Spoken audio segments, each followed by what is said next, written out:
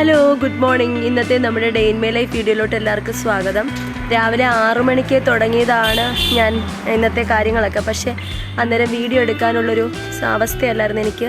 ഇന്നലെ രാത്രിയിൽ ഉറക്കമൊന്നുമില്ലായിരുന്നു. ചുമ ഭയങ്കരമായിട്ട് കൂടി.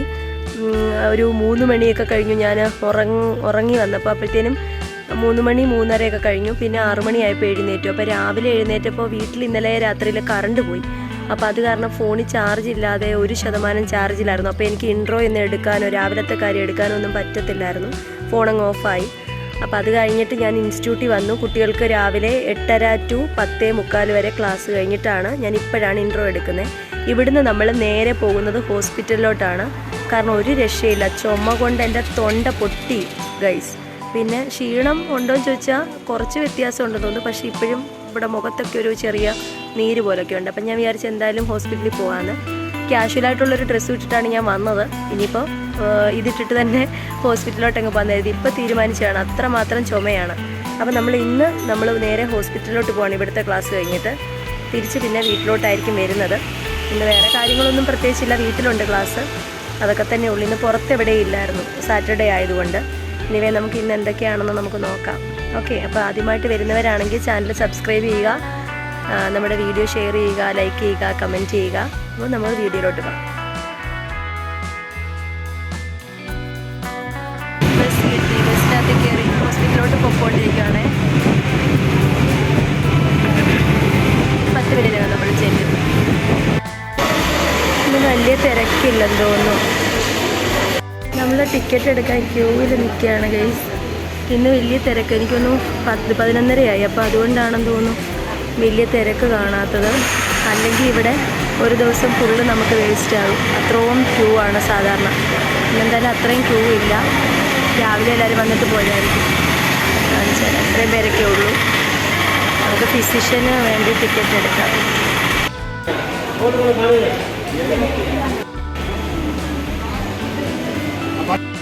മുഴുവനും ആളാണ് ഗൈസ്. ജനറൽ ഒ പിയിലാണ് നമ്മൾ ടിക്കറ്റ് എടുത്തത്, ഫിസിഷ്യന് വേണ്ടിയല്ല. പനി ആയതുകൊണ്ട് ജനറൽ ഒ പിയാണ്. ഇവിടെ വന്നപ്പോൾ 3 ജനറൽ ഒ പി, 3 നല്ല ക്യൂ. മാറിപ്പോയി. അവിടുന്ന് തിരിച്ച് വേറെ ക്യൂ വന്നു. ഇല്ലെങ്കിൽ എപ്പോഴേ കയറായിരുന്നു നമുക്ക്. എന്താ ചെയ്യും, മാറിപ്പോയി. ജനറൽ മെഡിസിൻ 1, 2, 3 ഈ സാധനം കിടപ്പുണ്ട്. അപ്പം ഞാൻ കരുതി 3 ഏതിലേലും ഒന്ന് നിന്നാൽ മതി. പക്ഷേ മാറിപ്പോയി. ജനറൽ ഒ പിയിലാണ് നമ്മളെടുത്തത്. അതുകൊണ്ട് നമ്മൾ വീണ്ടും എഗെയിൻ വലിയൊരു ക്യൂവിലോട്ട് വന്നിട്ടുണ്ട്. അപ്പോൾ ഇന്നിവിടെ താമസം. ഡോക്ടറിൻ്റെ അടുത്ത് എത്താറായി. കാണാൻ പറ്റണുണ്ടോ? ഒരാളും കൂടെ കഴിഞ്ഞാൽ നമ്മൾ ഡോക്ടറിൻ്റെ അടുത്ത് എത്തും എന്ന പ്രതീക്ഷയോടെ നിൽക്കുന്നു.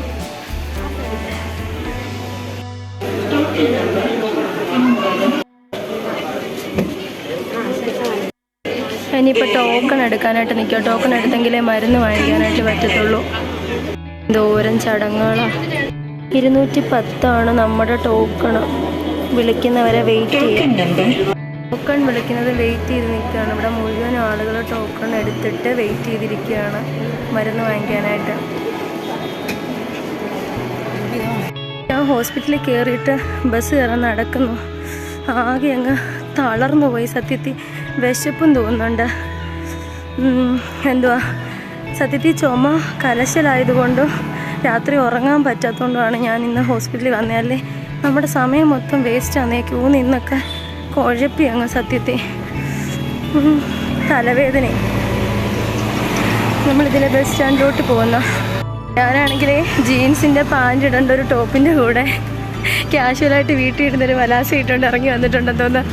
അതാന്ന് തോന്നുന്ന ആളുകളല്ലേ എന്നെ നോക്കുന്നത്. നോർമൽ അല്ലാതെ അബ്നോർമൽ പോലെ. എന്തോ ചെയ്യാനാണ് പറ. ഞാൻ കാണിച്ചു തരാവേ. കാണാൻ പറ്റുന്നുണ്ടോ? ഒക്കെ നിൽക്കുന്ന പോലെ ഇങ്ങനെ ഇറങ്ങി പോരുന്നു കേട്ടോ. എല്ലാവരും എന്നെ അങ്ങ് നോക്കുന്നു. ഹോസ്പിറ്റലിലോട്ട്. പക്ഷെ ഹോസ്പിറ്റലിൽ അടൂര് ചെന്ന് കഴിഞ്ഞാൽ അറിയാമല്ലോ എന്തോരം ആളാ.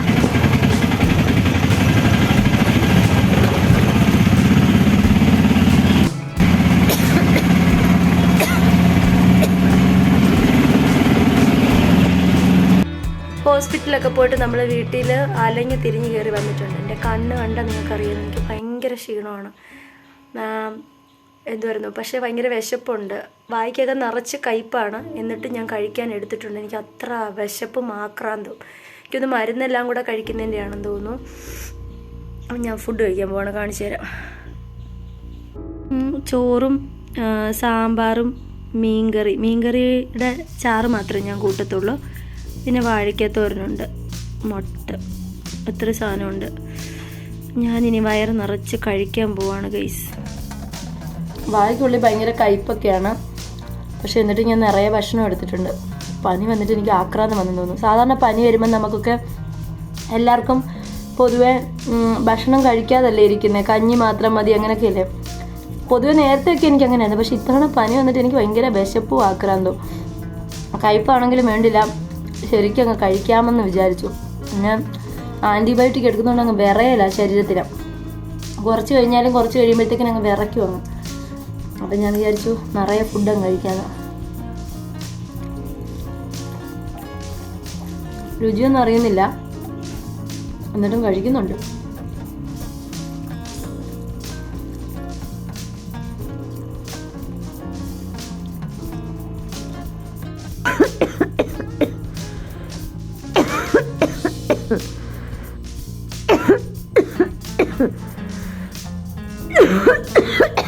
എൻ്റെ അമ്മോ, ഈ ഒരു ചുമ കാരണം ഇന്നലെ ഒരു പോള കണ്ണടച്ചിട്ടില്ല. ചുമ കൊണ്ട് സഹി കെട്ടോണ്ടാണ് ഞാൻ ഹോസ്പിറ്റലിൽ പോയത് തന്നെ. എന്നെ കൊണ്ടേ പോളി പനിയും തോന്നുന്നു. അയ്യോ, എൻ്റെ വർത്താനം കേട്ടിട്ട് മനസ്സിലായില്ലേ, എനർജി ഒട്ടുമില്ല. ഞാൻ ഇപ്പോൾ ഫുഡ് കഴിച്ചു, മരുന്നും കഴിച്ചു. ഞാൻ വിചാരിച്ചു കുറച്ച് സമയം ഒന്ന് കണ്ണടക്കാം. ഇന്നലെ ഉറങ്ങിയിട്ടില്ലല്ലോ നമ്മൾ, അപ്പോൾ കുറച്ച് സമയം ഒന്ന് കണ്ണടച്ച് കിടക്കാം, ഇല്ലെങ്കിൽ ഞാൻ വീണ് പോകും ഗൈസ്. നമുക്കൊന്ന് ഉറങ്ങിയിട്ട് വരാം. ഉറങ്ങി എണീറ്റിട്ട് കാണാൻ പോയി. ഉച്ചയ്ക്ക് ആ കിടപ്പ് കിടന്ന് ഞാൻ നല്ലൊരു ഉറക്കം ഉറങ്ങിയതിന് ശേഷം കുട്ടികൾ വന്നു, അവരെ ഒന്ന് പഠിപ്പിച്ചു. പിന്നെ അത് കഴിഞ്ഞിട്ട് മുറ്റമൊക്കെ അടിച്ചു വാരി അതൊക്കെ ചെയ്തു. വയ്യെങ്കിലും ജോലികളൊക്കെ അങ്ങ് ചെയ്തു കഴിഞ്ഞിട്ട് വൈകിട്ട് ഇനി നമുക്ക് മരുന്നൊക്കെ ഒത്തിരി കഴിക്കാനുണ്ട്. ടാബ്ലറ്റുകളുണ്ട്, ചുമയുടെ മരുന്നുണ്ട്, ഇതെല്ലാം ഉണ്ട്. അപ്പോൾ അതുകൊണ്ട് ഞാൻ ചോറ് കഴിക്കുക. അതുകൊണ്ട് ഞാൻ ചോറാണ് കഴിച്ചത് ഇന്ന് രാത്രിയിലെ. എനിക്ക് വേറൊന്നും കഴിക്കാൻ തോന്നുന്നില്ല, അതുകൊണ്ട് ഞാൻ ചോറ് കഴിച്ചു ഇന്ന്. സാമ്പാറും മോരും ഒക്കെ ഉള്ളതുകൊണ്ട് എന്തെങ്കിലും ഒരു രുചി കിട്ടുമെന്ന് കരുതി ചോറ് കഴിക്കാമെന്ന് കരുതി അങ്ങനെ ചോറ് കഴിച്ചു. എൻ്റെ ചുണ്ടൊക്കെ കണ്ട നന്നായിട്ട് തടിച്ചിരിക്കുന്നുണ്ട്, മുഖത്തൊക്കെ ഒരു നീരുണ്ട്,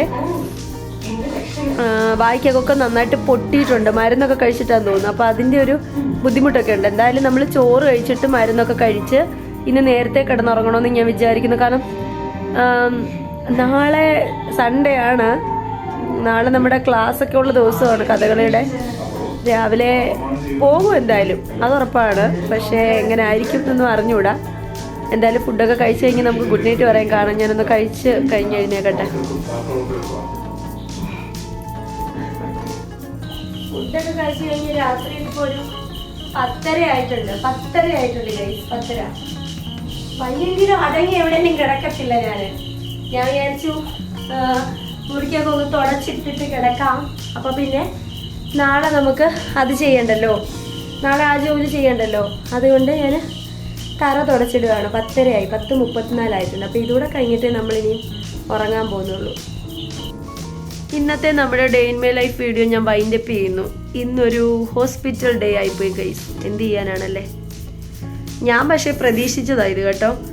പക്ഷെ ഞാൻ ഇപ്പോൾ 2 വട്ടത്തെ പോക്ക് കഴിഞ്ഞു ഹോസ്പിറ്റലിൽ. ഞാൻ പ്രതീക്ഷിച്ചെങ്കിലും സാധാരണ ഒരു ഡ്രിപ്പോട് കൂടിയാണ് ഇതിൻ്റെ വൈൻഡപ്പ്. അപ്പോൾ വൈൻഡപ്പ് ആയോ ഇല്ലയോ എന്നുള്ളത് നമുക്ക് അറിഞ്ഞുകൂടാ. ഹോസ്പിറ്റലിൻ്റെ കാര്യം ഞാൻ പറഞ്ഞു. സാധാരണ ഗതിയിൽ ഇങ്ങനെ പനി വന്നാൽ പോയൊരു ഡ്രിപ്പൊക്കെ ഇട്ടിട്ടാണ് അത് വൈൻഡപ്പ് ആവുന്നത്. അപ്പോൾ ഇത്തവണ വലിയ കുഴപ്പം അതുവരെ വന്നിട്ടില്ല. എന്തായാലും നമുക്ക് നോക്കാം.